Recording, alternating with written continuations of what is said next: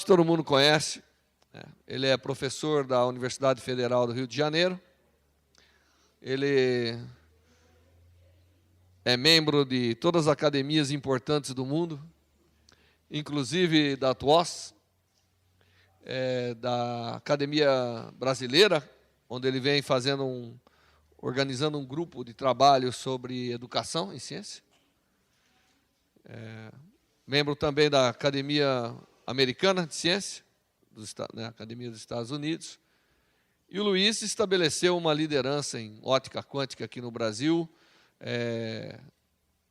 Do grupo dele nasceram praticamente todos os subgrupos que realizam hoje ótica quântica, né? Começou lá com o professor Moisés, na PUC, depois foram para a Federal do Rio de Janeiro.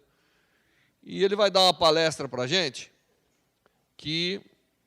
uma visão geral sobre a luz, fótons, lasers, instrumentos, né, que realmente conjuga todos esses conceitos do Ano Internacional da Luz. Eu só quero lembrar a vocês que um pouco do objetivo do workshop é gerar as palestras que vão compor o site da SBF sobre o Ano da Luz. Certo? Então, nós vamos tirar o que não serve e, assim, parou durante 2 segundos lá, a gente corta, editou, isso vai estar no site, eu não sei se vai ser a semana que vem ou o mês que vem, mas estará no site. Então, queria sempre pedir aos palestrantes lembrar do Ano da Luz, fortalecer essa parte. Luiz, boa sorte.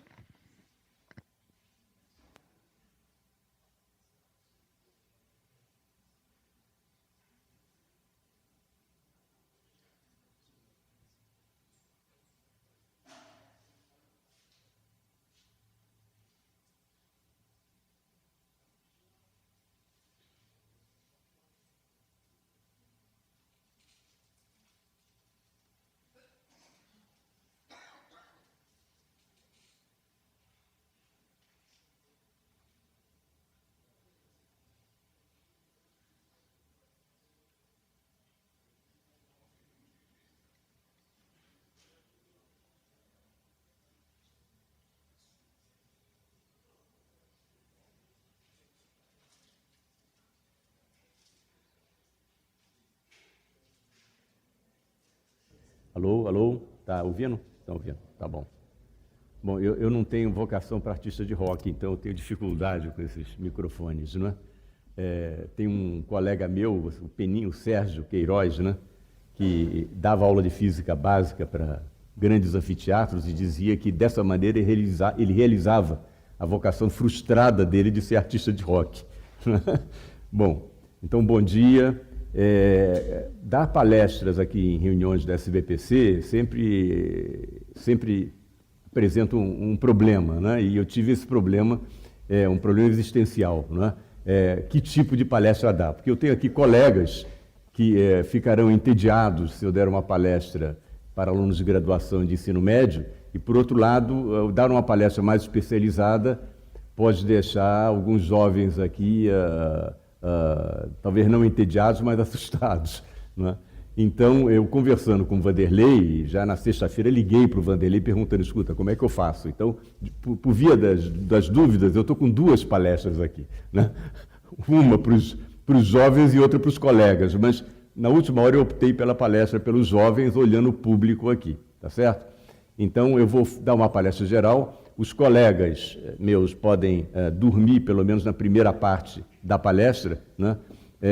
Até durante toda a palestra, né? E no final eu vou ter talvez alguma novidade, tá certo? Mas a palestra vai ser realmente uma revisão sobre luz, fótons e lasers e sobre um pouco da história da evolução dessa área muito ativa da física do século XX.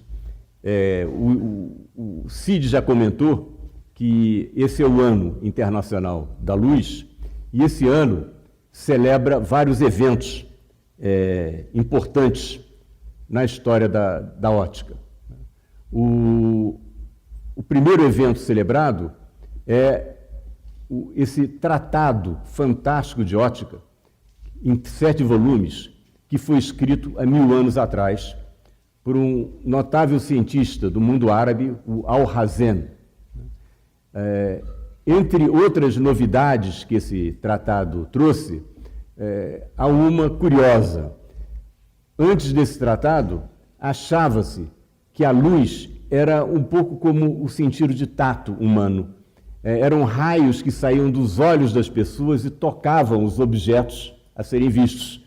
Então você tem aqui uma figura que mostra isso, essas pessoas olhando esse dragão, né, emitindo esses raios, e essa figura aqui, egípcia, mostra claramente essa mulher aqui lançando, né, não dardos de amor, mas raios de luz, né, sobre o objeto que está sendo visto. O Alhazen mostrou que não, mostrou que raios de luz vão do objeto até os olhos das pessoas. Essa foi apenas uma das descobertas que ele fez envolvendo ótica. Então esse é o primeiro dos fatos que é celebrado nesse Ano Internacional da Luz, e outros fatos estão aqui, já foram ilustrados pelo Cid. Há 200 anos atrás, o Fresnel fez uma teoria ondulatória da luz, deduzindo, por exemplo, o fenômeno da difração, que é mostrado nessa figura. Há 150 anos atrás, o Maxwell escreveu suas famosas equações que dão origem que explicam a propagação, ou preveem a propagação de ondas eletromagnéticas, né, relacionando o campo elétrico com o campo magnético, e que atualmente até virou imagem cult, né, presente em várias camisetas que podem ser encontradas em vários lugares. Né.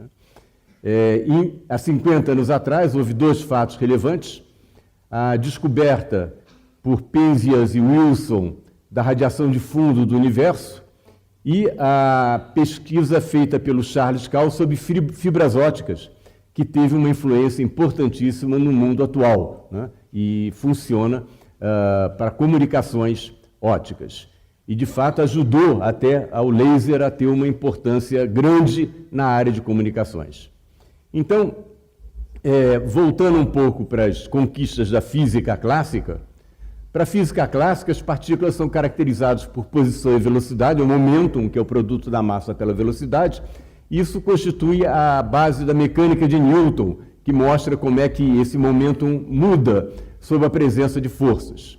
Por outro lado, a luz é uma onda descrita pelo eletromagnetismo de Maxwell com uma frequência que é inversamente proporcional ao comprimento de onda. Então está aqui isso ilustrado, né? Quanto maior o comprimento de onda, menor a frequência de oscilação. O caráter ondulatório da luz foi mostrado pela famosa experiência de Young, que mostrou que se uma luz passa por um anteparo que tem duas fendas, produz num segundo anteparo uma sequência de franjas claras e escuras, um fenômeno típico de interferência em que as ondas que passam ou que saem desse orifício interferem construtivamente e destrutivamente com as ondas que saem desse outro orifício, produzindo então esse padrão de franjas. Nas regiões escuras, elas interferem destrutivamente, o que significa que mais luz pode produzir sombra. Então, essa era uma evidência muito forte do caráter ondulatório da luz.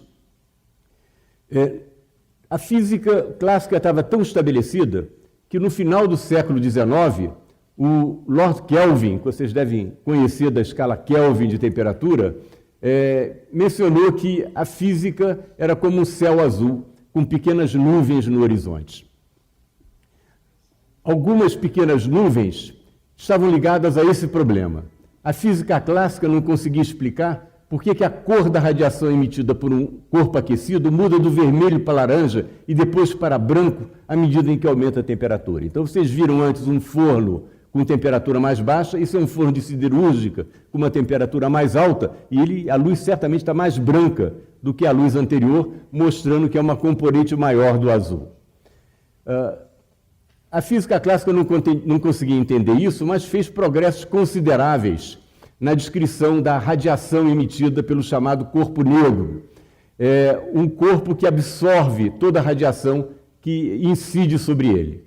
O Kirchhoff, em 1859, mostrou que a densidade de radiação para uma frequência Ni e uma temperatura T, é uma função universal, que não depende das características do material. Vários outros progressos foram alcançados com aplicações muito inteligentes e sutis da termodinâmica, mas a física clássica não conseguia descrever aquele fato simples que eu mostrei no caso do forno e que segue aproximadamente a distribuição de radiação desse chamado corpo negro. Em 1900, começou a Revolução dos Quanta. O Planck considerou a interação entre a radiação eletromagnética e a matéria representada por um conjunto de osciladores, e como Kirchhoff tinha mostrado antes, né, que a composição do material não influenciava a densidade de energia, a hipótese do Planck não tinha nenhum problema, não era algo muito especial. E o Planck, ao considerar essa interação, adotou uma hipótese crucial que explicava a curva que ele tinha elaborado e que combinava com os dados experimentais. E a hipótese crucial do Planck foi que a energia de cada oscilador não é uma quantidade contínua, infinitamente divisível, mas sim uma grandeza discreta, composta de um número inteiro de quantidades elementares de energia, com energia igual a HF. Né? E eu agradeço ao Nelson Studart o comentário sobre a necessidade de escrever aqui F e não I do campo eletromagnético, que são conceitos diferentes. Tá certo? Muito bem. Então, a fórmula do Planck explicava por que um corpo a altas temperaturas tinha uma componente de comprimento de onda mais baixa e, portanto, frequência mais alta do que um corpo a uma temperatura mais baixa, que tinha um máximo numa componente de comprimento de onda maior e, portanto, frequência mais baixa. Essas curvas descrevem, de fato, muito bem as cores de estrelas a várias temperaturas, que também se comportam aproximadamente como um corpo negro. De fato, a fórmula do Planck está ligada a um dos eventos festejados pelo Ano Internacional da Luz, a descrição da radiação de fundo do universo. Aqui você tem dados obtidos pelo satélite COBE sobre a radiação de micro-ondas cósmica, e essa em verde aqui é a curva do Planck, que, portanto, coincide fantasticamente com os dados experimentais. A partir desse fitting aqui da curva, é possível calcular essa temperatura associada à radiação de corpo negro, se quiser, do universo, como sendo 2,75 graus Kelvin. Mas até aí, né, até o Planck, o que estava sendo quantizado era a energia do material, dos osciladores materiais. Foi necessária uma nova revolução, trazida pelo Einstein, que em 1905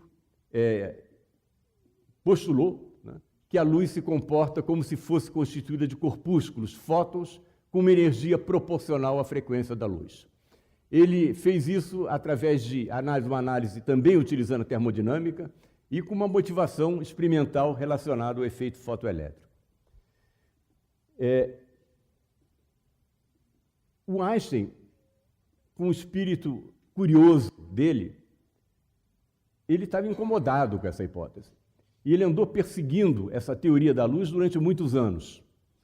Uma manifestação dele no primeiro congresso de Solvay, em 1911, dizia isso: insisto no caráter provisório desse conceito, quanta de luz, que não parece ser reconciliável com as consequências experimentalmente verificadas da teoria ondulatória, como a experiência de interferência de Young. A proposta indicando Einstein para a Academia de Ciências Prussiana, que foi assinada por Planck e outros, em 1913, dizia o seguinte: que ele tem algumas vezes errado o alvo em suas especulações, como, por exemplo, em sua hipótese dos quanta de luz, não pode realmente ser usado contra ele, pois não é possível introduzir ideias realmente novas, mesmo nas ciências mais exatas, sem algumas vezes assumir um risco. Então, isso mostra a resistência grande da comunidade científica da época à hipótese dos quanta de luz, né, que aparentemente contradizia experimentos bem estabelecidos realizados no século XIX. Então, a questão é como conciliar esses dois conceitos, corpúsculos e ondas. E a conciliação fica mais fácil hoje em dia devido à nova tecnologia quântica que foi desenvolvida, que permite fazer experimentos, como o experimento de Young, fóton a fóton, né, mandando a cada vez um quanta de luz. E eu vou mostrar para vocês uma experiência que talvez seja discutida com mais detalhe do que eu vou fazer aqui pelo Alain Aspect amanhã, porque foi feita pelo grupo dele, né? Ela foi publicada em 2005 é uma experiência de Young, né? Mas com fótons individuais, né? E que leva ao seguinte resultado. Aqui estão os fótons chegando no anteparo, você vê que aparentemente eles estão chegando de forma aleatória, mas vocês começam a enxergar franjas de interferência. E a intensidade dessas franjas está sendo mostrada nessa figura, em que os picos aumentam à medida que chegam mais fótons no anteparo. Então, olhando essa figura, nós vemos que as franjas de interferência, os máximos de intensidade, estão exatamente nas regiões onde chegam mais fótons. E os mínimos da intensidade, onde chegam menos fótons. Uma possibilidade de explicar isso, considerando cada fóton individualmente, é que um fóton tem mais chance de chegar nessa região do que chegar na região escura. O que leva à ideia de probabilidade para descrever esses eventos, né? Então, cada fóton vai ser descrito não de maneira determinística, mas por uma probabilidade de chegar nas regiões de mais alta intensidade. Em 1926, o Max Born levantou a hipótese de que as ondas associadas à matéria e à luz estariam associadas a probabilidades. De fato, por razões que eu não vou mencionar aqui, isso vale muito mais para a matéria do que para a luz. Foi uma nota de pé de página de um artigo do Max Born sobre o espalhamento de partículas, em que ele mostra que as partículas espalhadas têm uma onda esférica em torno do centro espalhador. E ele disse, bom, não é possível que a partícula se divida, então isso deve ser uma onda de probabilidade.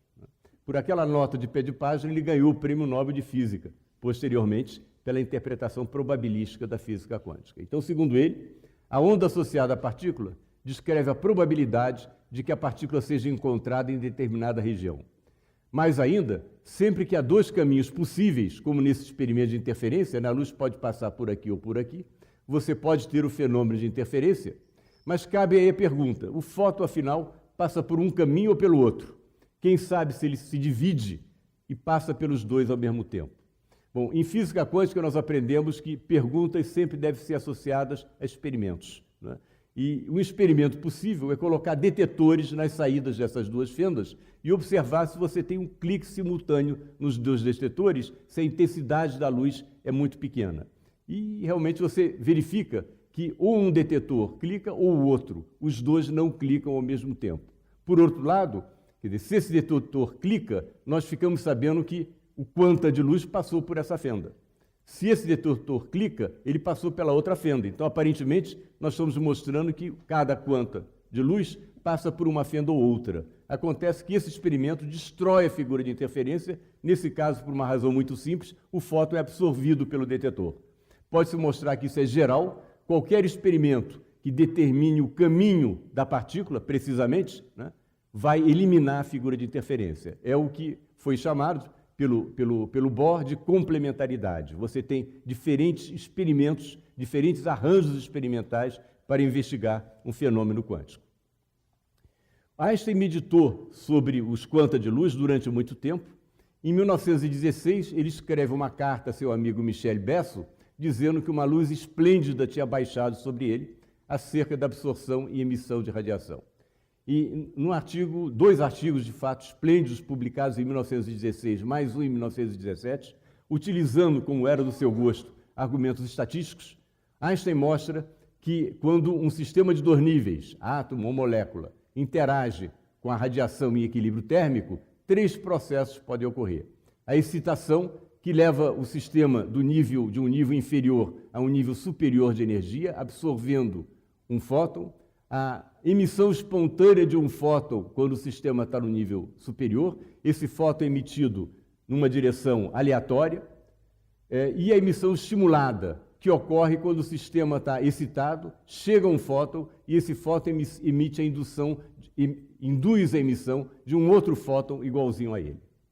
Então, esse é um processo que vocês já podem imaginar, pode gerar uma avalanche, né? Porque se cada um desses dois fótons estimular a emissão em outros átomos excitados, mais fótons serão produzidos, tais como soldadinhos ordenados, todos iguais, né? Quase iguais, porque sempre tem a chance desse nível superior emitir um fóton por emissão espontânea, né? Que faz com que a radiação emitida não seja exatamente com uma frequência definida. Então, essa foi a ideia de Einstein em 1916. Em 1917, ele publicou um outro artigo, mostrando que esses quanta de luz, além de ter uma energia, tinham um momentum também. E é interessante que tenha demorado tanto tempo até que isso tivesse tido uma aplicação, né? Essa ideia do Einstein. Então, somente 35 anos depois dos artigos de Einstein, de 1916 e 1917, Bazov e Prokhorov, em maio de 1952, descrevem o princípio do Maser, que é um acrônimo de amplificação de microondas por emissão estimulada de radiação. O artigo dele só foi publicado em 1954, de maneira independente. O Charlestown, o Gordon e o Tseiger construíram, em 1953, o primeiro Maser na Universidade de Colômbia. E, por esses desenvolvimentos, o Bazov, Prokhorov e Towns ganharam o Prêmio Nobel de Física em 1964. Em 1957, aparece a ideia do laser. O Gordon Gould era um estudante de doutorado na Universidade de Colômbia, que ganhou, depois de uma longa batalha judicial, a patente pela invenção do laser em 1977. Um artigo descrevendo o funcionamento do laser foi publicado pelo Charles e Towns em 1958. Aqui está o artigo deles, e esse artigo foi um artigo que teve uma forte repercussão no desenvolvimento do laser. Em 1960, o Cid mostrou isso já, né? O Maiman demonstrou o funcionamento do primeiro laser. Era um laser de rubi, um laser pulsado, foi publicado na revista Nature em 1960. De fato, foi recusado, ou seja, na Physical Review Letters. O que eu soube é que um dos referis achava que era impossível esse laser, porque o rubi é um sistema de 2 níveis. E o que eles sabiam é que sistemas de 2 níveis, não, eles tinham uma teoria para sistema de 3 níveis. Então, eles achavam que não poderia funcionar, né? Mas o Maiman foi esperto, considerou uma banda, né, de excitação lá para o alto, que excitava o nível superior, e com isso construiu o primeiro laser de rubi. Era um laser pulsado. Vocês veem esse tubo aqui, em volta do cristal de rubi. Esse tubo é um tubo de flash, como um flash fotográfico. E esse laser funciona basicamente da seguinte maneira. Você tem aqui um meio que a gente chama de meio ativo, tem átomos, no rubi são átomos de crômio, né, que constituem o meio ativo, num cristal de óxido de alumínio, né. Tem aqui uma fonte de luz, né. Aqui você tem espelhos, um deles sendo parcialmente refletor. O flash explode, né, excita os átomos, e os átomos excitados começam a decair e estimulam emissão pelos átomos, outros átomos excitados. Veja que essa emissão se dá em todas as direções. Daí, como está mostrado aqui, daí a ideia de colocar os espelhos, que fazem com que fótons emitidos nas outras direções vão embora, enquanto os fótons emitidos ao longo do eixo do laser são conservados. Eles batem nos espelhos, retornam e estimulam a emissão de outros átomos. Então, um processo de realimentação que reforça um feixe de laser nessa direção, né? Que é um feixe de laser que tem uma propriedade que a gente chama de coerência, ligada ao fato que os fótons são muito aproximadamente iguais, os fótons emitidos, né? Esse laser tem, portanto, uma propriedade bastante diferente de uma lâmpada incandescente, em que a luz é emitida em todas as direções, enquanto no laser ela sai predominantemente numa única direção. Então, essa foi a ideia do laser, e desde a primeira demonstração, o laser teve um rápido desenvolvimento. Em fevereiro de 1961, Ali Javan e seu grupo demonstraram o funcionamento de um laser contínuo de hélio neônio no MIT. Em 1962, Robert Hall, na General Electric, construiu um laser de semicondutor, que teve uma importância enorme na física do século XX, e continua tendo agora. Em 1962, o Nicholas Bloembergen, que o Cid conhece bem, né, fez um estágio de pós-doutoramento, não é, Cid? Com Bloembergen, começou a aplicar a ótica não linear usando o laser, e que teve um desenvolvimento incrível, como bem mostrou a palestra do Cid, que nós acabamos de escutar, não é? Em 1964, o Patel, que estava então nos laboratórios da Bell, produziu um laser de CO2, um laser que pode ser extremamente intenso, né? Em 1966, Sorokin e Lankard Schaffer introduziram os lasers de corantes, que são sintonizáveis, né? Em 1987, Steven Strock, um oftalmologista de Nova York, faz a primeira cirurgia de córnea com laser de exímero. Vocês veem, então, esse progresso muito rápido dessa nova fonte de luz. Outros progressos foram realizados, em particular na telemetria, na medida de distâncias. O Hal Walker, da Union Carbide, foi o líder de um projeto que pretendeu medir a distância da Terra à Lua. Foi colocado um espelho de 45 centímetros de lado, está ilustrado aqui, pela equipe do Apollo 11, em 1969, e esse espelho foi iluminado por um laser de rubi, né, disparado por um observatório no Texas, né, um pulso muito curto, mas ainda que se alargava ao longo da propagação, e ele permitiu medir a distância da Terra à Lua, em particular, bom, certamente desse ponto ao espelho, e depois com um cálculo da Terra à Lua, com uma precisão inicial de 5 metros. Um observatório em Novo México, que funciona desde 2005, permite medir essa distância agora com uma precisão de 1 milímetro, usando um laser de neodymium YAG. Por que essa precisão? Essa precisão está permitindo fazer testes extremamente precisos da teoria geral da relatividade, que afeta o movimento da Lua em torno da Terra. Sabe-se, por exemplo, hoje, que a Lua afasta-se da Terra 3,8 centímetros por ano. Não fiquem alarmados, isso vai demorar algum tempo até ela ir embora. Essa é uma outra aplicação de laser. Lasers de alta potência, na área do chamado petawatt, 10 a 15 watts. São lasers de vidro de neodímio. Eles alcançam intensidades de até 10 a 21 watts por centímetro ao quadrado, o que é equivalente a ter toda a luz solar incidente sobre a Terra focalizada na extremidade de um fio de cabelo. Felizmente, eles duram muito pouco tempo. Eles duram 1 femtosegundo. 1 femtosegundo é igual a 10 a menos 15 segundos. Então, a energia total é pequena. Esse é o laser chamado Vulcan, em Oxford, em 2004. Não é certamente o laser de bancada que a gente tem hoje. Por que desenvolver os lasers possantes? Por uma possível aplicação em fusão nuclear. Eu não vou descrever aqui com detalhe o processo. Essa é uma câmara de fusão nuclear em Livermore. E esse é o Charlestown, que fez o primeiro maser, ao lado de um laser de petawatt em Livermore. Esse laser tem mais que 1000 vezes a capacidade elétrica total dos Estados Unidos, mas numa duração de meio pico-segundo. Um pico-segundo é 10 a menos 12 segundos.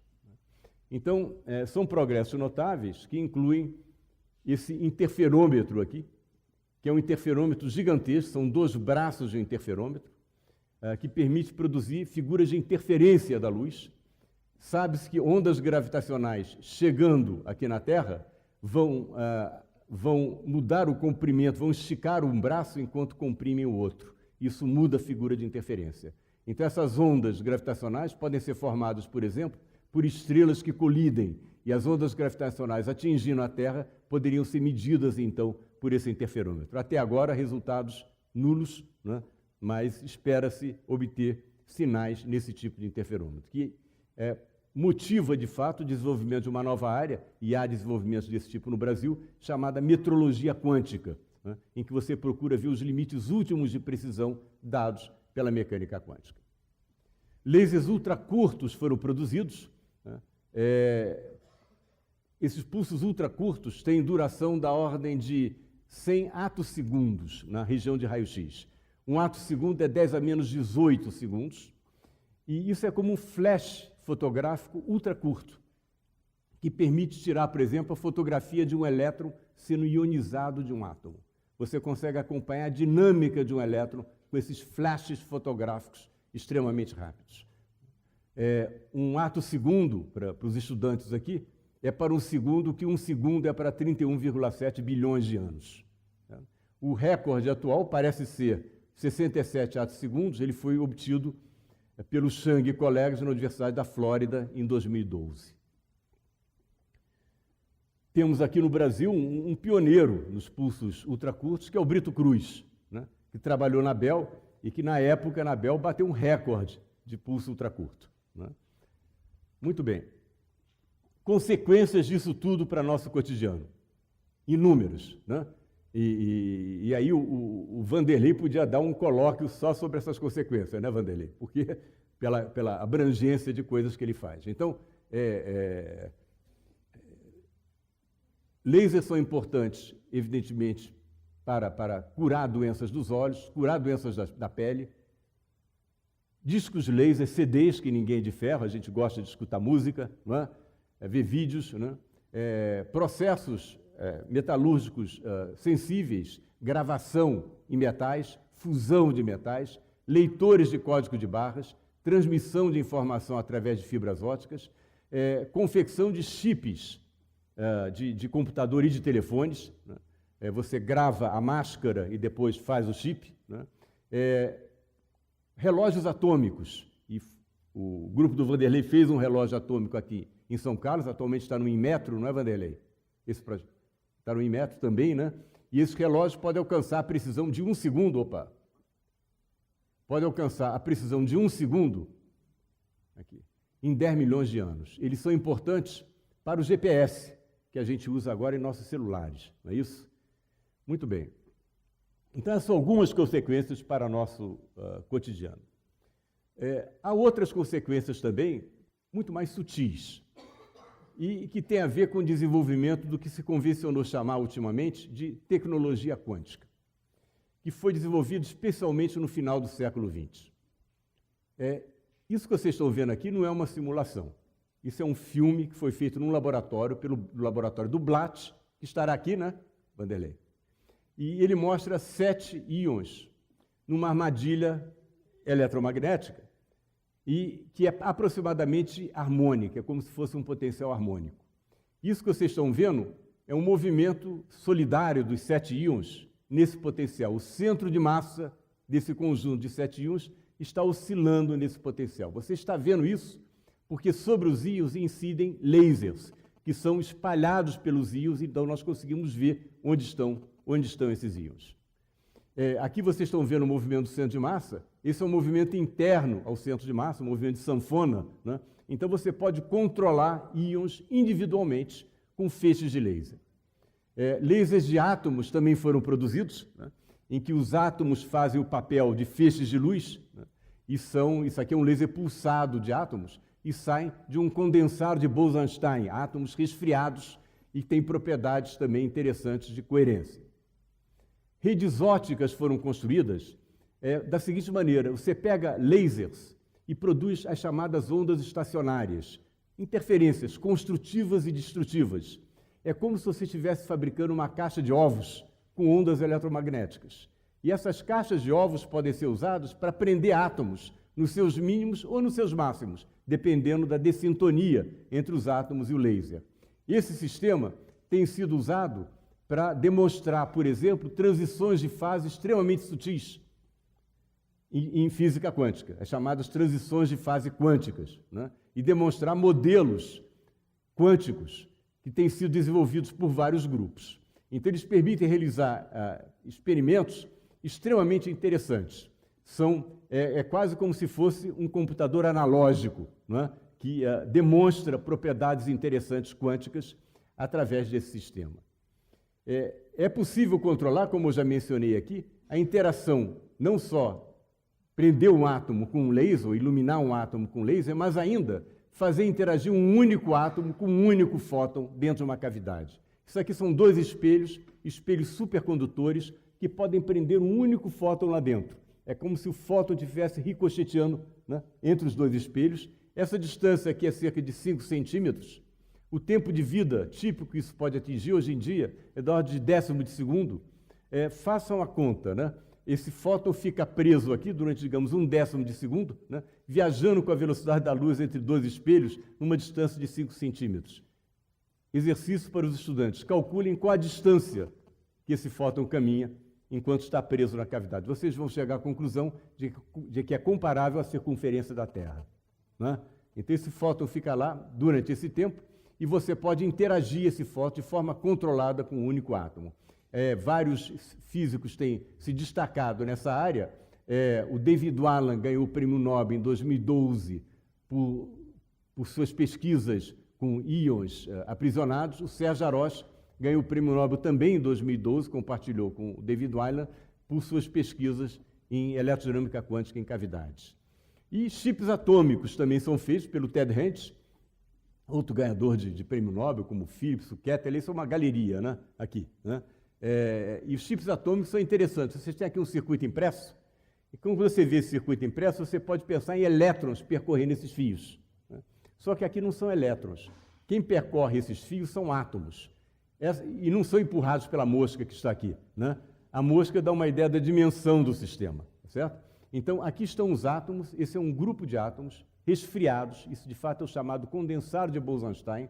Isso aqui é um circuito que produz um campo eletromagnético alternado que move os átomos daqui para cá, como se fosse uma esteira de átomos, né, produzida por esse campo alternado. Então, isso aqui, de novo, não é um filme, não é uma simulação, isso mostra esse grupo de átomos se movendo ao longo dessa esteira sob a ação desse campo. Então, você consegue mover agora átomos e até conjuntos de átomos num circuito impresso, né, com possibilidade de aplicação, por exemplo, em interferômetros extremamente sensíveis, porque essa sensibilidade vai aumentar quando você aumenta a massa do objeto que está interferindo.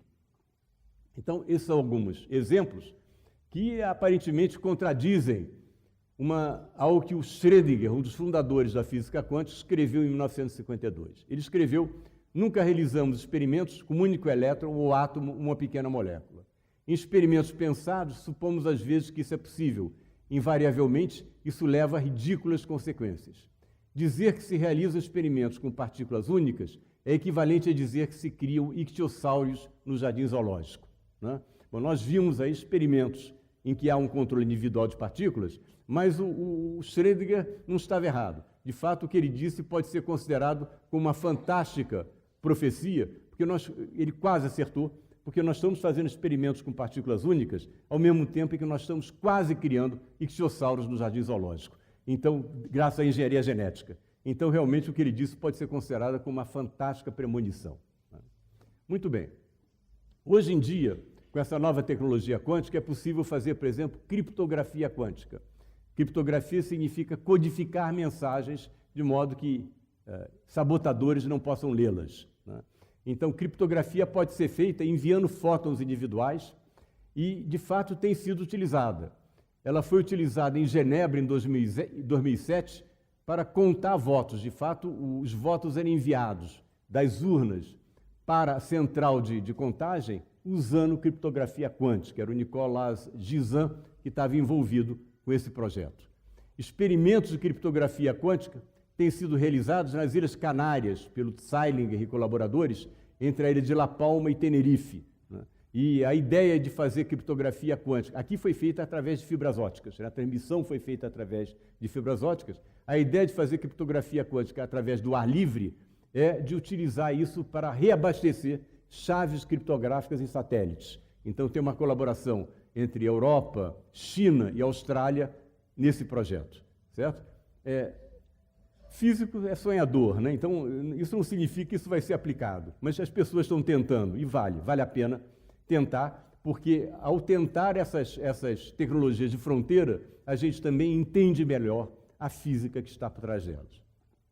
Então, essa é uma parte da tecnologia quântica.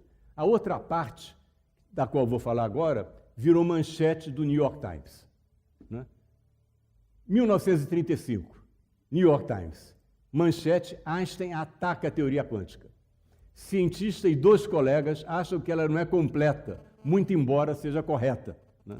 É curioso, quer dizer, o New York Times não fala aqui na manchete quem são os 2 colegas, injusto, né? Mas pelo menos no texto da matéria aparece quem são o Boris Podolsky e o Nathan Rosen, né? Colaboradores do Einstein. Esse artigo de Einstein, Podolsky e Rosen é conhecido hoje em dia como artigo EPR, pela inicial dos 3 autores, e teve, de fato, uma influência muito grande na compreensão da física quântica no século XX. Isso aqui foi um furo de reportagem do New York Times, porque o artigo dele só saiu na Physical Review em 15 de maio, era 3 de maio, o artigo saiu publicado em 15 de maio de 1935. E o Einstein quis saber quem é que tinha vazado a notícia. Ele ficou furioso, porque ele não gostava Ao contrário de outros cientistas hoje em dia, que a notícia saísse nos jornais antes de sair nas publicações especializadas.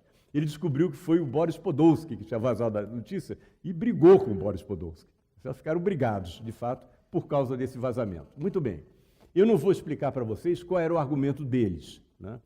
E o argumento deles, de fato, não era correto, tá certo? Havia um problema no argumento deles, mas é uma questão sutil que foi esclarecida muito depois. Mas eles tiveram a glória, realmente, de colocar o dedo na ferida num fenômeno extremamente sutil da física quântica, que é o fenômeno do emaranhamento.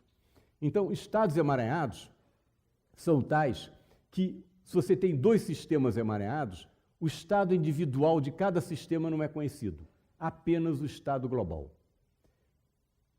Nós dizemos ainda, para quem já viu alguma coisa disso, que o estado do sistema não pode ser escrito como produto dos estados individuais. Mas quem não viu, fique com essa descrição. Se vocês estão achando isso estranho, sejam bem-vindos, né, ao clube, tá certo? Físicos que trabalham cotidianamente com isso acham isso muito estranho, né? De fato, isso é muito diferente da situação clássica. Na situação clássica, se você pegar, por exemplo, duas partículas que estão colidindo, a verde e a vermelha, está aqui a velocidade inicial da partícula verde, a velocidade inicial da partícula vermelha, elas colidem, a vermelha vem para cá e a verde vem para cá. Isso está descrito no referencial do centro de massa, né? As propriedades globais, nesse caso, podem ser, por exemplo, a soma dos momentos das partículas. Botei aqui velocidades, que estou supondo que elas têm a mesma massa, né? E a posição relativa entre elas. Por que são propriedades globais? Porque dependem das duas partículas, né? O momento total, para quem conhece o momento do centro de massa, né, é uma propriedade global. A posição relativa também depende das duas, é uma propriedade global. Mas nós podemos escrever esse sistema também através de propriedades individuais. Podemos dar o momento ou a velocidade de cada partícula e a posição de cada partícula.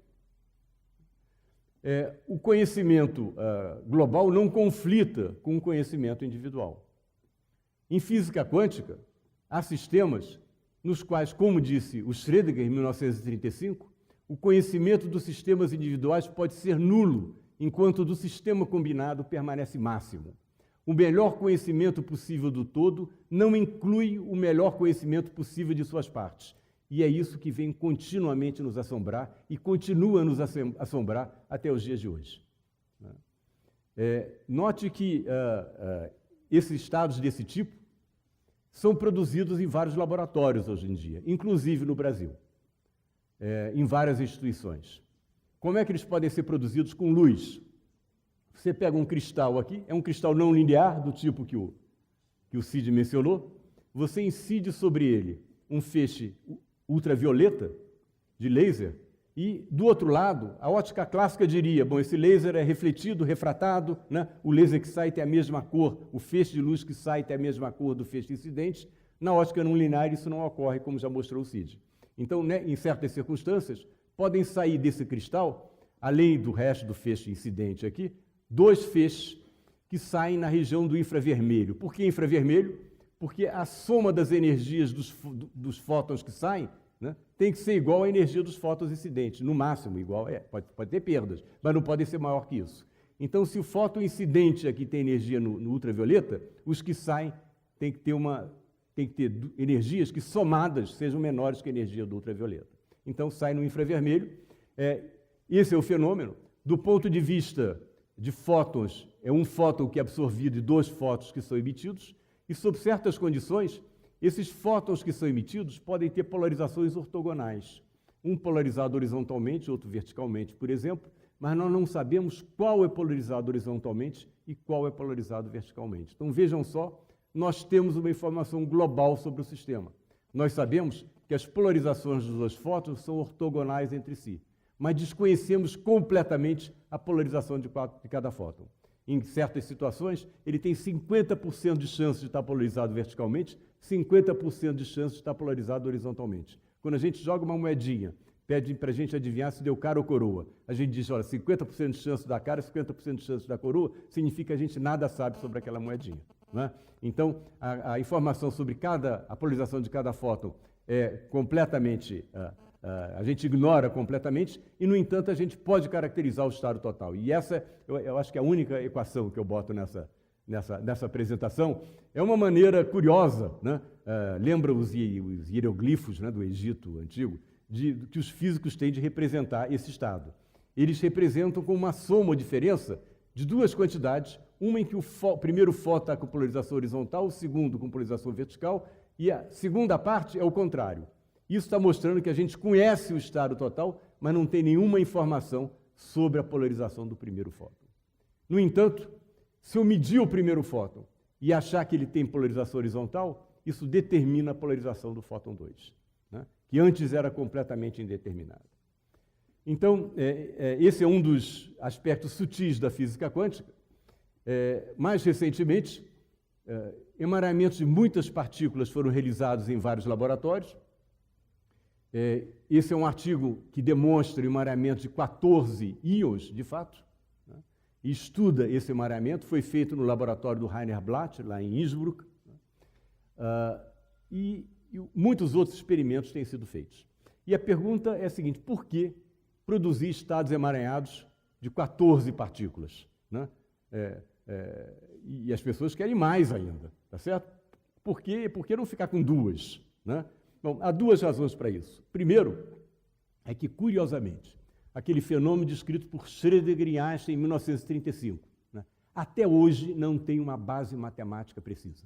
Quando você passa de 3 partículas, é o caos, tá certo? Classificação de diversos estados, equivalência entre eles. De fato, a classificação de estados de N partículas é considerado como um problema chamado NP complexo, tá certo? Um problema difícil de computação, né? Ainda que você quisesse fazê-lo numericamente, né? Que alguém soubesse fazer numericamente. Então, há um problema matemático aí que está relacionado com uma área muito interessante da matemática, né? Tem a ver com semigrupos, né, Moisés? Que eu aprendi com Moisés no meu doutorado, né? Tem a ver com as chamadas transformações completamente positivas, né? Então, tem alguns resultados interessantes, mas há muita coisa a fazer. Então, essa é a parte básica. Mas há uma outra parte também, que é baseada no fato de que se verificou, ou tem se verificado, que o emaranhamento parece ser muito útil para comunicação e computação quântica. De fato, o estudo detalhado dessas interações entre partículas individuais e do emaranhamento deu margem a uma nova área, a uma nova disciplina que se chama informação quântica, e que é uma disciplina extremamente interdisciplinar, porque nela trabalham físicos, matemáticos, químicos, engenheiros, né? Até biólogos também, né? Tentando entender propriedades desses sistemas. E qual a motivação do desenvolvimento dessa área? Tem várias motivações. Uma das motivações eu já mencionei, é a tecnologia quântica desenvolvida em vários laboratórios. Outra motivação reside nessa curva aí, que está relacionada aos limites da computação clássica. Então, em 1968, o Gordon Moore, que foi um dos fundadores da Intel, notou que o número de transistores na unidade central de processamento de computadores dobra a cada 2 anos. Esse gráfico é um gráfico semilog, então a linha aqui representa um crescimento exponencial. E vocês veem como isso vai aumentando, né, até chegar na situação de 2011, agora já avançamos, né, em que nós tínhamos lá quanto? 2 bilhões e 600 milhões de transistores na unidade central de processamento de computador. Bom, se isso é verdade, então é também verdade que a compactificação da informação tem que ser levada à metade a cada 18 meses. Porque, senão, a partir dos primeiros computadores desenvolvidos com aqueles famosos chips lá de 1971, que tinha 2.300 transistores, nós teríamos agora chips do tamanho do planeta Terra ou até maior, né? Com crescimento exponencial. Então é preciso compactificar a informação, e isso tem sido feito. Os primeiros computadores, né, eles tinham, os elementos básicos eram válvulas, depois passou para transistores, depois para circuito impresso. Essa compactificação é cada vez maior. E se você projetar esse desenvolvimento, você chega à conclusão de que em torno de 2020 nós teríamos aproximadamente 1 átomo por bit. Os pesquisadores da Intel já estão dizendo que a lei de Moore acabou, né? Já não existe mais. O que eles estão fazendo é tentar arquiteturas diferentes das tradicionais para conseguir fazer processamento mais rápido com os sistemas atuais. O problema não é só de miniaturização, o problema é de calor, né? O calor gerado começa a ficar cada vez mais importante, né?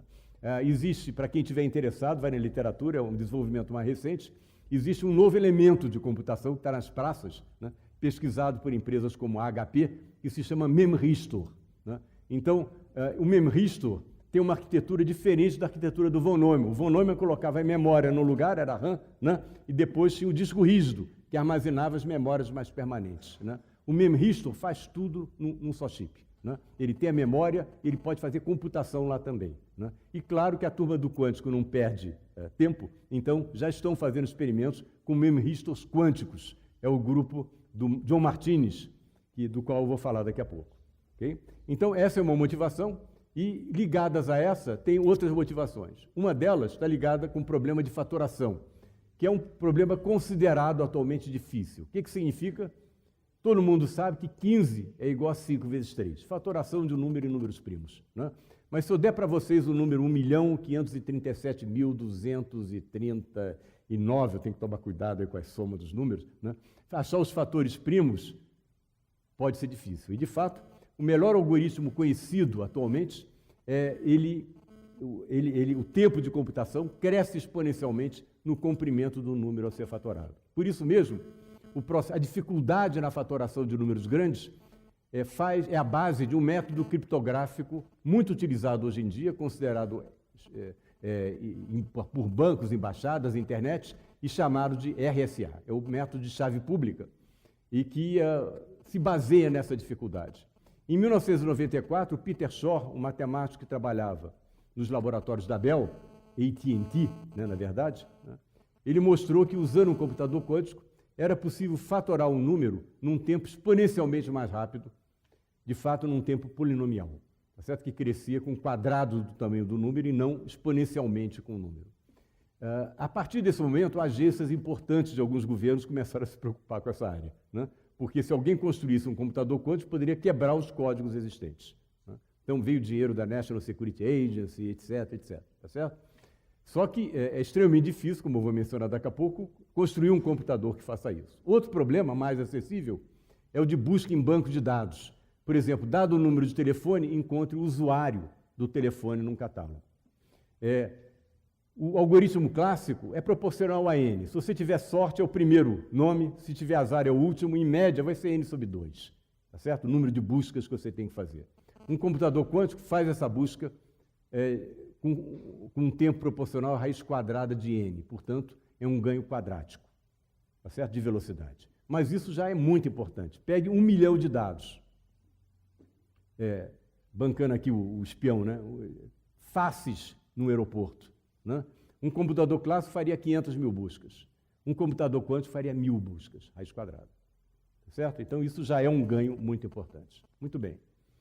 E tem uma outra aplicação também de computadores quânticos, que está ganhando muita importância nos últimos tempos, que é a aplicação em simulações de sistemas quânticos. Eu já mencionei uma naquelas redes ópticas, né, que são usadas para simular sistemas quânticos. O Feynman fez essa proposta em 1982.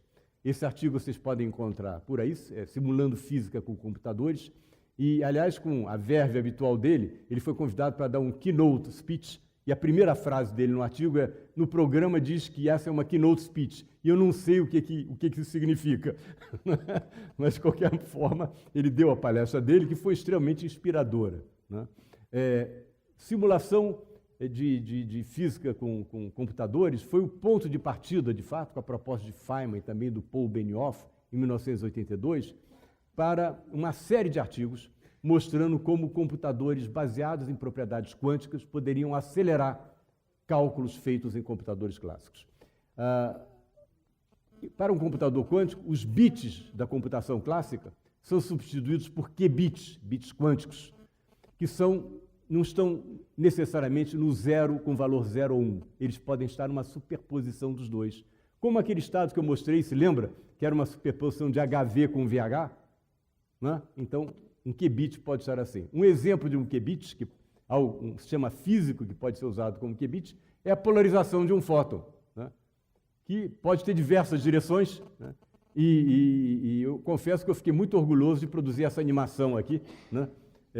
que me deu mais trabalho de fazer do que toda a apresentação. Bom, então, a polarização de onde fóton pode ser considerada como um qubit voador. Vários artigos têm sido publicados sobre simulação de sistemas físicos com computadores quânticos. Então, esse é um exemplo, artigo publicado na Nature em 2011, de um simulador de um sistema quântico aberto, com ruído, né, através de computadores quânticos. Esse foi um trabalho também do qual participou Rainer Blatt também, e teve uma importante participação, entre outros, do Peter Zoller, que é um excelente teórico na área. Esse outro artigo mostra como é que você pode, isso foi realizado no NIST, que é o laboratório do David Wineland, né, lá em Boulder, National Institute for Standards and Technology, né, em que eles fazem uma simulação do chamado modelo de Ising de interações magnéticas, com centenas de spins, né, presos numa armadilha de íons. Não está nada claro se o resultado que eles obtêm é quântico, certo? E realmente o problema de certificação de computadores quânticos é um problema em aberto, tem gente trabalhando nisso, e lá no Fundão nós estamos muito satisfeitos, temos agora um novo professor, Leandro Aulita, né, que andou trabalhando fora do Brasil aí e que trabalha nessa área de certificação de computadores quânticos. Há outros projetos por aí, inclusive iniciativas comerciais. Então, vejam só essa manchete ultra otimista, né, desse jornal aqui. Quantum computing is here. Computadores quânticos estão aqui, né? A idade do computador quântico. E eles falam de um computador dessa empresa que se chama D-Wave, que se vocês quiserem comprar, pode ser, ele está sendo vendido comercialmente, vocês têm que economizar um pouco. O preço da última versão é 15 milhões de dólares, certo? Ele foi comprado, no entanto, por associações. Por exemplo, o Google tem um associado com a NASA, né? A National Security Agency tem também, a Universidade da Califórnia, em San Diego, tem um, diga. Isso aí, exatamente, agora é esse. Então, a Universidade da Califórnia, em San Diego, comprou também um para fazer experimentos, para fazer o chamado benchmarking, né, do computador. Então, esse é um computador que está sendo vendido por uma fortuna, e, no entanto, vocês vejam como é que são as coisas, né? Há sérias dúvidas sobre se ele realmente tem vantagens sobre um laptop, tá certo? Então, vocês veem aqui, isso aqui eu tirei da página do Google, eles têm um laboratório lá de inteligência artificial, né? E a pergunta é, onde é que nós estamos no benchmarking, quer dizer, na avaliação, né, do computador D-Wave, né? E essa pergunta foi respondida recentemente, foi em julho de 2014, por um grupo muito bom, reunindo pessoas de várias instituições, mas liderado pelo Matthias Troyer, que é um fantástico cientista da área de computação, né? E ele fez o benchmarking do D-Wave. E a conclusão dele está aqui, ó. Nós não achamos nenhuma evidência de aumento de velocidade quântico quando o conjunto inteiro de dados é considerado, certo? Então, no entanto, a D-Wave continua produzindo versões cada vez mais recentes do computador e as pessoas continuam fazendo benchmarking. A D-Wave disputa esse resultado dizendo o seguinte, tá bom, isso foi para o conjunto inteiro de dados, mas isso não elimina a possibilidade de que para certos tipos de cálculo seja vantajoso, mas não foi demonstrado ainda. Okay? Então, essa é uma parte da situação comercial. A outra parte da situação é essa aqui, que eu acho que é um investimento muito mais sério, que está sendo feito pelo Google. Esse artigo foi publicado agora em maio de 2015, publicado em 8 de julho, né, de 2015, agora, né, na Nature Communications. E tem algumas coisas interessantes sobre esse artigo. Vocês veem, eles falam de simulação quântica de modelos fermiônicos com um circuito supercondutor. Notem a filiação de algumas pessoas nesse conjunto de autores. Google, endereço atual Google, tá certo? Em particular, o líder desse projeto é o John Martinez. Foi termo, eu não gosto de usar esse termo, mas ele foi comprado pela Google. Ele e o grupo dele, tá certo?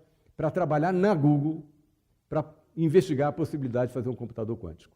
O John Martinez, ele fez o benchmark do D-Wave, ele abriu o D-Wave, eu assisti uma palestra dele, ele considera a engenharia do D-Wave fantástica, tá certo? Ele ficou admirado com a engenharia. Agora ele comparou com um laptop que ele tinha que custa $1.000, tá certo? O laptop ganhou do D-Wave, né? mas ele tem um conhecimento muito grande, é um grupo muito bom em supercondutores, né? Então, eles estão com um projeto no Google muito interessante, né, de perseguir essa ideia de usar circuitos supercondutores para fazer computação quântica, né?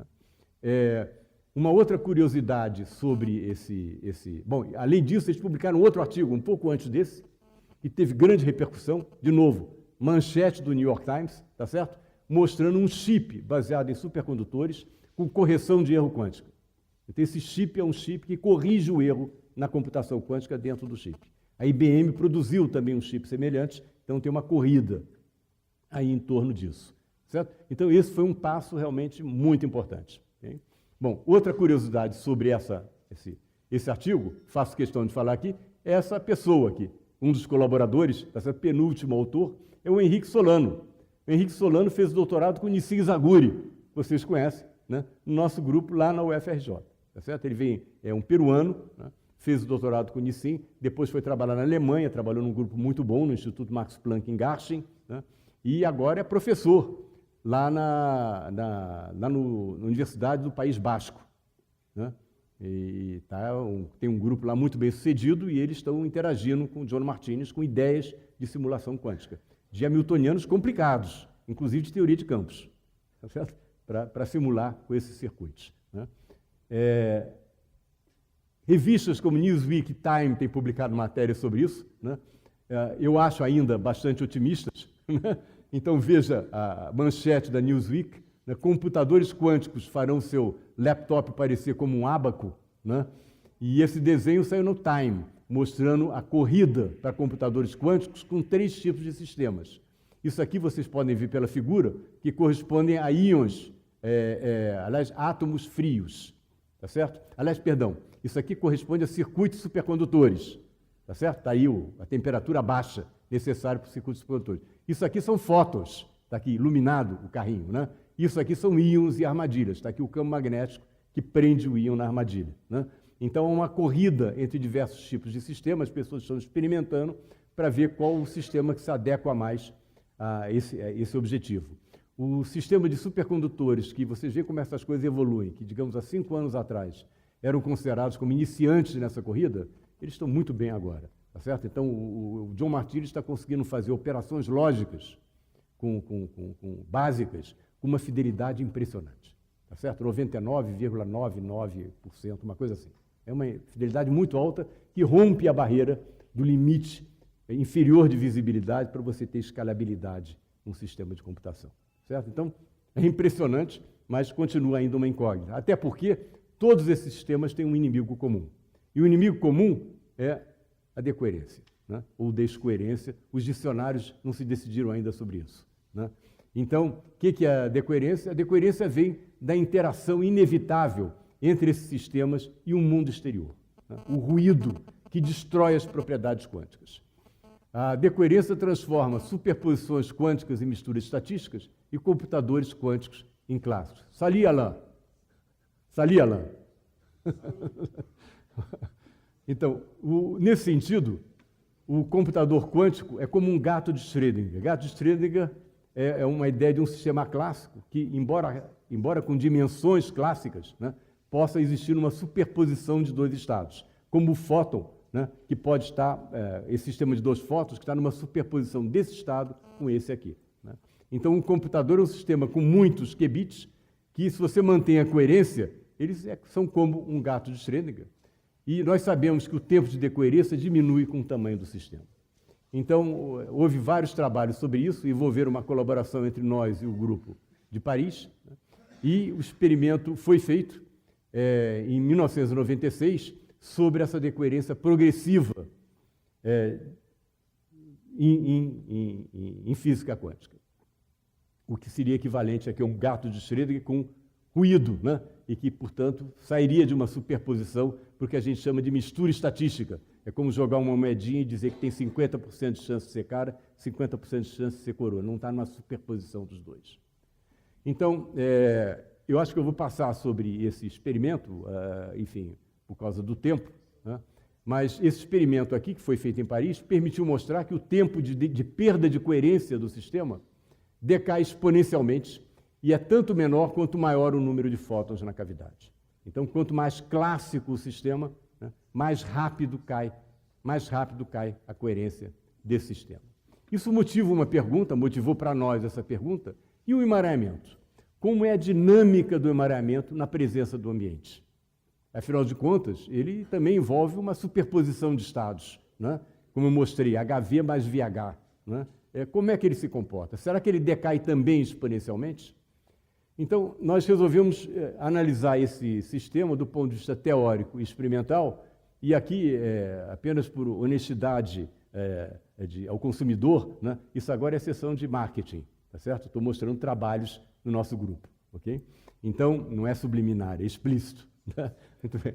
Então, isso aqui são trabalhos publicados pelo nosso grupo, justamente analisando a dinâmica do emaranhamento para um sistema sob a ação do ruído, sob a ação do ambiente. Analisamos isso também para sistemas de muitos qubits.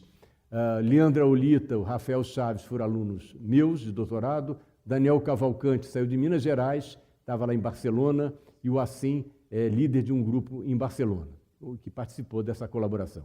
Para quem quiser saber mais sobre isso, eu sugiro ler esse artigo, que saiu agora no Reports on Progress in Physics, e que é uma revisão do assunto. Né?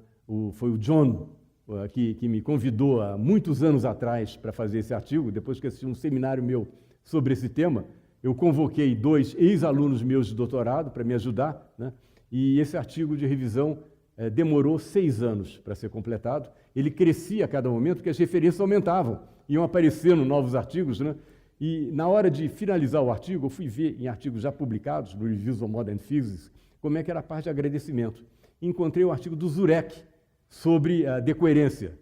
E na parte de agradecimentos, ele agradece aos sucessivos editores da Reviews of Modern Physics pela paciência que tiveram ao longo dos 12 anos que ele levou escrevendo aquele review. Então, aí nós ficamos mais confortados, né?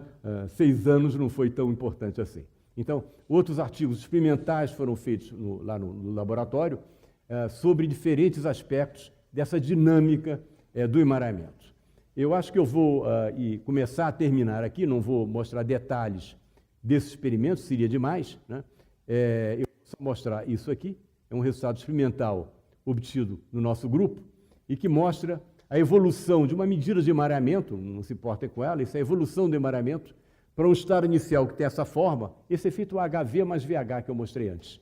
Isso é uma superposição de 2 estados atômicos, por exemplo, ou os 2 átomos estão no estado fundamental, ou eles estão no estado excitado, e você vê que para um certo tipo de estado inicial, o emaranhamento zera aqui nesse ponto, né, e continua zerado. Portanto, esse parâmetro P depende exponencialmente de T, significa que aqui o emaranhamento zerou num tempo finito e ele acaba antes da coerência acabar. Então, o emaranhamento, de fato, pode ser frágil, né? E esse experimento foi o primeiro experimento que demonstrou essa dinâmica do emaranhamento como função do tempo. Bom, para concluir, vocês viram que a nossa história teve um longo caminho, né? Bom, começa no ano 1000 depois de Cristo, né? Mas, de qualquer forma, no início da década de 1960, é bom lembrar que o laser era considerado uma solução em busca de um problema. Ninguém sabia para que aquilo ia servir. Não tinha nem fibra ótica para pensar em comunicação, certo? Isso é um exemplo que é bom ser dado, especialmente para nossos governantes, certo? E que mostra como é que a pesquisa aplicada está intimamente articulada com a pesquisa básica, ao ponto de que fica difícil até definir qual é qual, tá certo? E essa separação até hoje em dia não tem muito sentido, né? Ciência, né? Aplicações fantásticas, como eu mostrei, em telemetria, corte de materiais, medicina, comunicações, circuitos impressos, padrões de tempo, né? Na pesquisa básica, gerou vários desenvolvimentos em pesquisa básica, ótica quântica não linear, com os estados emaranhados, espectroscopia de alta resolução, pinças óticas, projeto aqui do Moisés, lá no Rio de Janeiro, esfriamento e armadilhas de átomos, aplicações em relatividade geral, em análise de dinâmica molecular. Novos desenvolvimentos, eu repito aqui um pouco, lasers de raio-x, pulsos extracurtos, fontes de um único fóton, importantes para a comunicação quântica, né? E vários outros desenvolvimentos nessa linha. Para os estudantes que estão aqui, que querem ler algo a respeito no nível de ensino médio, né, tem esse artigo que saiu agora, em março de 2015, na Ciência Hoje, sobre ótica quântica à luz do século XX, sem nenhuma equação, tá certo? Mas mostrando desenvolvimentos na área. Outras referências são esse livro muito bom, aí já tem equações nesse livro, né? Que é o do Abraham Paz, A Ciência Sutil ao Senhor, A Ciência e a Vida de Albert Einstein. Esse artigo do Muru e Amstader sobre luz extrema, que saiu numa edição especial do Scientific American em 2005 sobre fronteiras da física. E, se vocês quiserem ir na minha página pessoal, tem várias apresentações lá sobre laser e física quântica disponibilizadas, certo? Para terminar, eu quero mostrar esse mapa aqui, que mostra a participação, os grupos que estão envolvidos com informação quântica no Brasil. Esses são os grupos que participam do Instituto Nacional de Ciência, Tecnologia e Informação Quântica, uma iniciativa extremamente importante, né, que nós esperamos que continue, apesar da crise, ou talvez por causa da crise, né? Que a melhor maneira de combater a crise é com ciência, com alta tecnologia, com inovação, né, com investimentos nessa área. Então, esses são os grupos distribuídos em todo o país, e eu acabo por aqui, não sem antes mencionar uma aplicação de laser que eu esqueci de falar, né, e que serve realmente para uma celebração. A gente está falando em celebração, aí está. Tá certo? Obrigado pela atenção.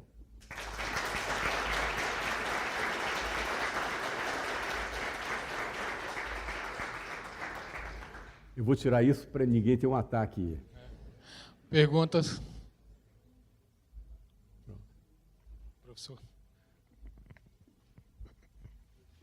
É um comentário sobre a lei de Moore e as tentativas de ir mais longe, essa coisa dos memory stores. Certo. Que eu acho que um dos problemas que está envolvido na questão da velocidade de computação é um problema comercial e industrial, porque a indústria de fabricação de componentes de computadores, ela é também extremamente conservadora de manter os métodos e a arquitetura dos computadores também, que vem desde o von Neumann. Isso mesmo. Então, quando você compra um computador que você supõe que é rápido, o nó da questão está na memória RAM, porque ele pode ser muito rápido em disco rígido, busca e tudo mais, mas tem que usar a memória RAM, e mesmo que você use maior volume disponível, ainda é o ponto, o calcanhar de Aquiles do computador. Isso. Então, me parece que falta bastante, enfim, esse é o problema de a Bell ter se transformado numa indústria para ganhar dinheiro e abandonado pioneirismo em fazer pesquisa básica. Falta gente que pensa mais na arquitetura de computador, e, em particular, o fato de que o cérebro ele não opera de maneira nenhuma à la von Neumann. Não. Ele faz coisas que são completamente diferentes, e eu acho que indicaria mais um caminho possível. Certamente. Do que...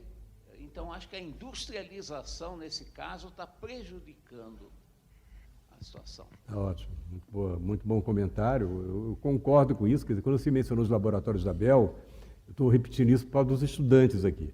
Eu tenho até um slide, mas numa outra apresentação, então não vou procurar agora. Mas realmente era um laboratório incrível, né, em que havia uma sinergia fantástica entre pesquisa básica aplicada, né. Foi lá que foi desenvolvido, você vê, lá esteve o Arthur Shallow, passou por lá, né,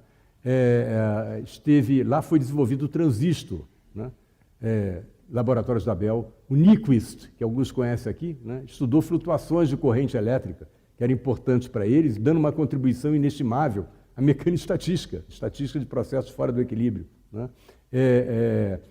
Células fotovoltaicas foram desenvolvidas lá. O Shannon, que é o pai da teoria da informação, trabalhava na Bell. Então, era uma instituição fantástica realmente. Ela foi, de fato, quebrada por uma lei antimonopólio nos Estados Unidos, que obrigou a dividir, né?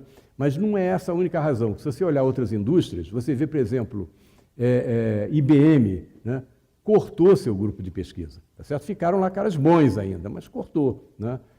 Os experimentos que foram feitos no Laboratório Bell, o Schwang, por exemplo, né? O Schwang, ele demonstrou a fatoração num tubo de ensaio, que era um computador quântico com moléculas, né? Moléculas engenheiradas, né? A fatoração no número 15. Demonstrou o algoritmo do Shor, né? na Bell. Né? E acreditem, felizmente, ele encontrou que 15 é igual a 5 vezes 3. Para a alegria de todos nós, claro que uma certa margem de erro, porque era um experimento. Né? Mas então havia esse tipo de iniciativa lá. O Schwang agora está no MIT. Claro, ele continua a pensar nisso, mas é diferente você pensar numa universidade ou pensar nesse tipo de ambiente. Eu acho que nós temos que ter os dois. E esse segundo, como você mencionou, mas está faltando. O Google dá um exemplo, ao comprar o grupo do De Martini, né? Mas isso é uma pequena parte do que existia na Bell. É uma pequena, um grupo lá confinado, eles dão a esse grupo $100 milhões, num intervalo de 10 anos, tá certo? Que é pouco dinheiro para eles. Permite contratar engenheiros de excelente qualidade, que são importantes para esse projeto. Mas não é o tipo de ação que existia antes. Então, realmente houve... Alguns dizem que isso foi associado à diminuição da margem de lucro das empresas, que tiveram, então, que fazer uma coisa mais aplicada. Pressão dos acionistas, que querem ver os resultados amanhã e não daqui a 20 anos. Tá certo? Então, tem vários aspectos que entram aí e que realmente tornam, muitas vezes, as empresas conservadoras.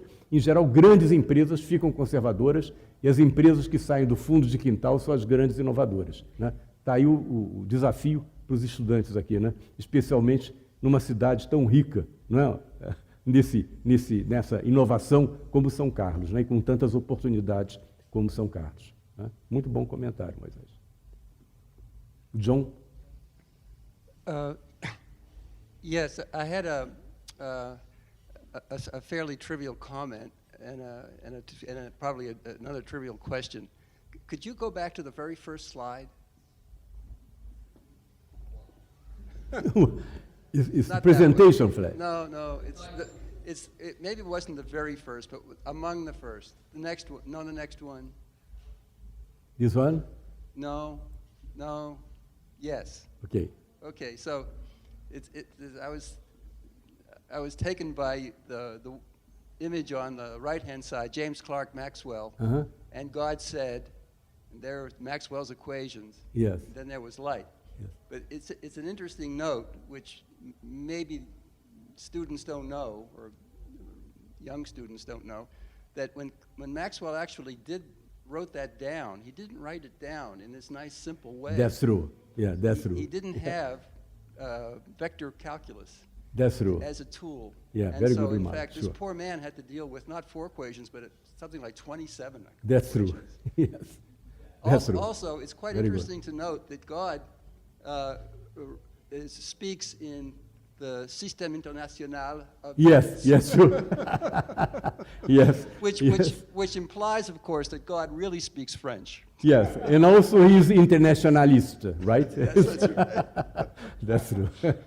Okay, then I have a trivial question, which is a little bit slightly more substantive. Okay.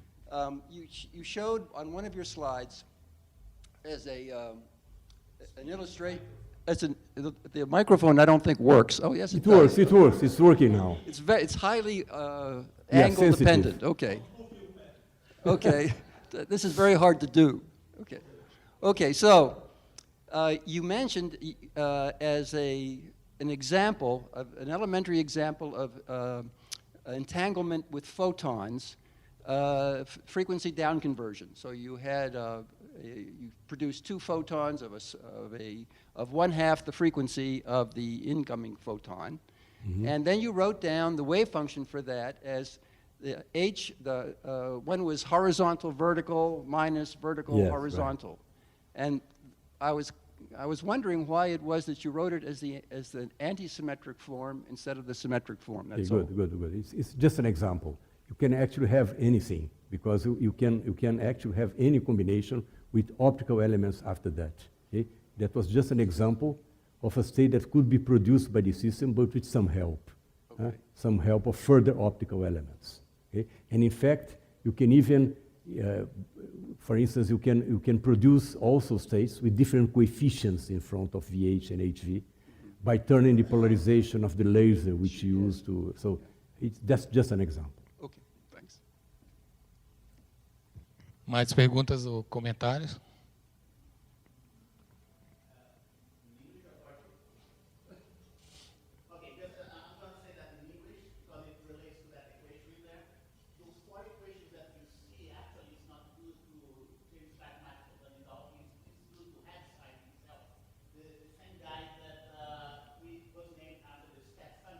Mm-hmm. Maxwell did discover that that correction that we know, which is the new type of current. Yes, right. But what he had at the end was not 4 equations, it was like 32 equations, because he was using different Right. concepts in there. Right. So Heaviside himself that ended up shrinking those 32 equations into 4. Right. But that, sure.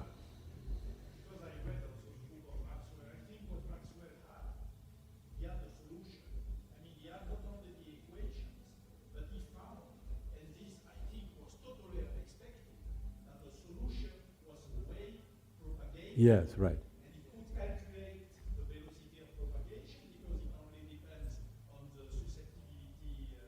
And then there is this wonderful sentence of Maxwell saying, oh, these waves propagate at, so of course he says in miles per I don't know what, but we would say 300,000 kilometers per hour. He says, one cannot help noting the relation with the known velocity of light.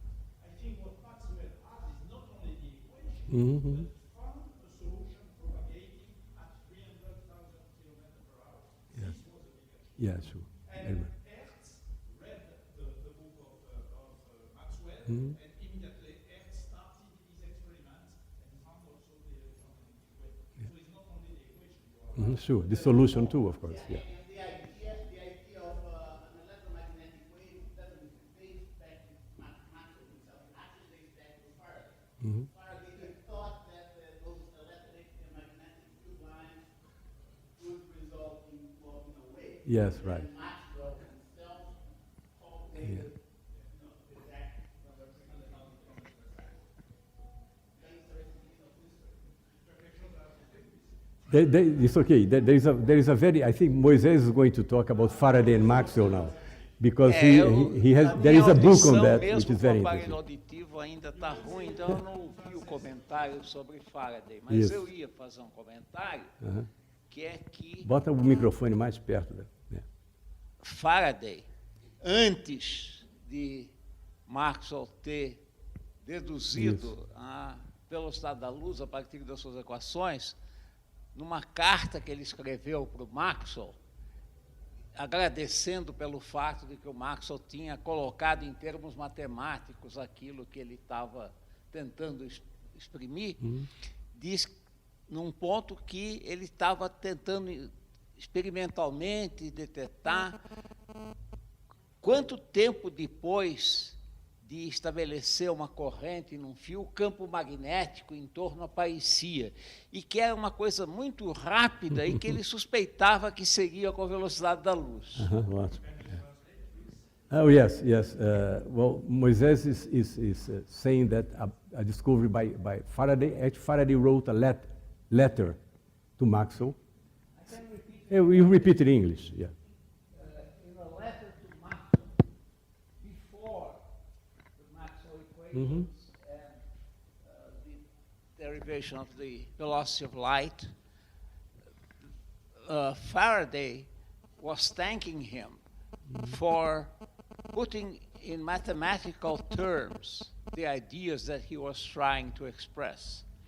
And he said that he was doing some measurements and conjecturing about how fast the magnetic field appeared when a current was established. How fast did the magnetic action propagate? And he had only verified that it was extremely fast, and he conjectured that it could be with the velocity of light. Faraday was really amazed. Yeah. But Maxwell also. Maxwell too. Yes.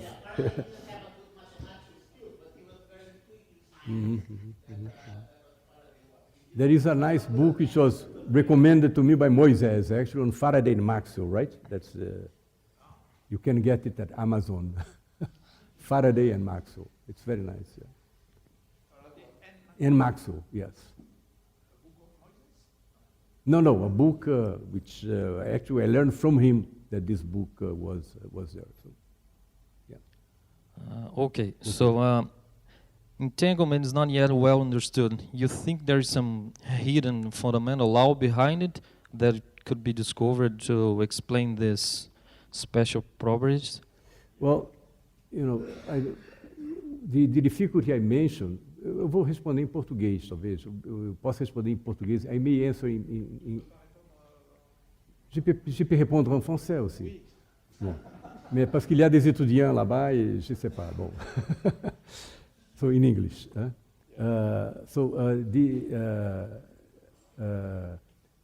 The difficulty I mentioned here was actually a mathematical difficulty in classifying the entangled states. And there are some results which show, for instance, that that's an NEP complex problem, actually, the classification of them. Okay? So that's the status now. Okay? Maybe someone will have some idea about how to do it in a better way, but it's a mathematical difficulty right now. Is there any fundamental physical problem behind that? Honestly, I don't know. I know that there is a mathematical difficulty. Maybe it is related to some physical deficiency. I don't know, but for sure it's a mathematical problem now. There have been advances in the classification of these things, but still, I mean, for instance, for 3 particles entangled, it's very easy. You know there are classes of entanglement, which are not equivalent. You cannot transform one entanglement into the other through local operations and what we call local operations and classical communication between the parts. More than 3, it's complicated.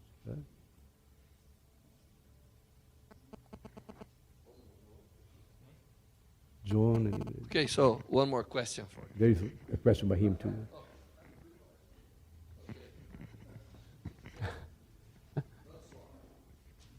Maybe we should have one more plus one more question. Mm-hmm. So, I wanted, this question just occurred to me as you were answering that question.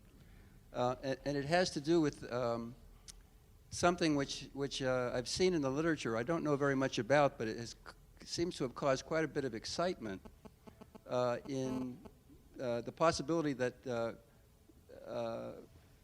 decoherence can be greatly reduced, or entangled quantum states can be protected? much more greatly protected by the use of topological insulators. Yeah, sure. And this, I was wondering if you could just make maybe 1 or 2 comments about that. Sure, of course. Yeah, sure. Okay, but that's not related really to understanding of this multipartite entanglement, okay? But it's related to a very important problem, which is protecting the decoherence. And indeed, work on topological states has been very useful for that. But in theory, so the idea is the following. Let me start with something simpler for the audience. Suppose you have a system with some gap in the energy of the system. Yeah? And suppose this ground state here is degenerate. So you can build superpositions of these states. And this superposition may be entangled states. Now you see, because you have this gap of energy, if you have just a small portion of noise, you are not going to excite transitions to the other states of the system. So that's a way of protecting the system. That's one way. Okay? Now, topology has to do with that, because topological states are difficult to change, okay? Because they require a change in the topology of the system. That's it. Okay? So that's a way of protecting the system. Now, there are many people working with that. In fact, you know, Moisés mentioned this question of good researchers in industries. You know that Microsoft has a group, and you can see from my computer that I am not a big fan of Microsoft. But you know, they have a group led by a mathematician called Michael Feldman, who won the Fields Medal for his work on the Poincare conjecture. He works on topology, and he's a leader of a group from Microsoft that works on topological quantum computers. They actually have an institute in Santa Barbara, which is financed by Microsoft. Okay? So there are lots of people working with that. Problems with that, scaling. Okay? So things are very good if you have two qubits, you can do logical gates. Try to put more qubits there. Big problems arise. Okay? So, but that's, of course, something which is being pursued. Last question. Okay, Luis. The question needs to be in English or Portuguese? Okay. Or French. French. C'est plus facile. Mais... Okay, the question I had also has to do with scalability of quantum computing. You mentioned that superconductors are now well in the race of quantum computing, especially with a group of John Martini, where they have achieved fidelity below the supposedly threshold of scalable error correction. Fidelity is above the fidelity threshold, yeah. It's still above, it's not below. No, above means that they have better fidelity, I don't know. They have better fidelity, okay, yeah. They have better fidelity. Now this threshold, it depends on what resources you allow. Yeah, if you allow communication without error, for instance, or if you have to move around the qubits, is it below the most stringent threshold? Yeah, so it's true. Depending on the architecture of computation, of quantum computation, you can have different kinds of thresholds. In fact, there are thresholds which are much easier to achieve than others. However, the amount of resources you have to use increases a lot. He is beating the best threshold, the threshold with this usual error correction, 5-qubit error correction. So that's it. Now, he's beating there for transformation on a single qubit. Of course, if you have many, you still have to control everything. It's not trivial. Okay? But they are doing, for instance, now they are doing with a limited number of qubits, simulations of Hamiltonians of interest in physics. Like I showed you, fermionic Hamiltonians and things like that. Okay? But it's the best threshold, actually. Okay, so it's really close to having scalable architecture for quantum computation.